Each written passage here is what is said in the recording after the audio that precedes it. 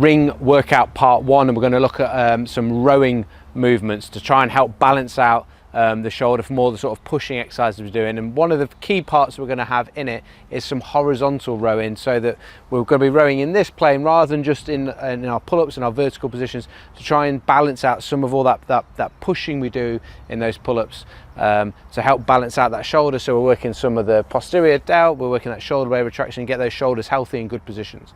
One thing I love about the rings, guys, is we can literally take them anywhere. If you've got something to hang them from, you're good to go. You've got a full body workout for what, 15-20 quid these will cost.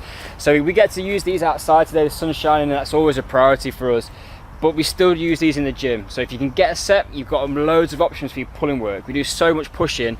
These are a great solution to make sure we've got balance in our training program. Yeah, so follow along. We've got 5 exercises for you. Let's get into the lesson now.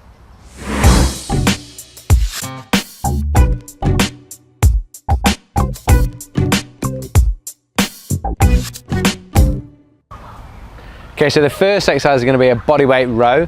So what Tim's going to do is going to be like, the lower Tim goes, the harder he's going to make this. So he's going to change his foot position to make it more or less difficult for him. So if he walks his feet back, as he starts to come up at a bit of an angle, that's going to make it easy for us. So as a beginner, we're going to start somewhere up here, and you can progress by walking your feet forward.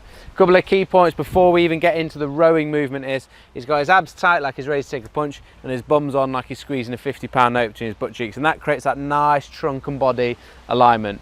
From there, he's going to try and set the shoulder, so he's going to squeeze the shoulder blades back. Imagine he's pinching a pound coin between his shoulder blades whilst not losing midsection. So he's not going to just squeeze the shoulders back and create an arch in that lower back. He's going to make sure he's keeping that core and glute engagement together. So he squeezes the pound coin between his shoulder blades, and then his job is to try and drive the elbow back behind him. That's going to move him towards his hand. So the job is not to bring your hand to your chest, it's drive your elbow back to your side, and that is then keeping the head of that humerus, or your shoulder, in a nice position rather than it coming forward. If we try, him shows us a bad one, if he tries to just pull his hand towards his shoulder, you're telling yourself to bring that shoulder forward, which is what a position we don't want to get into.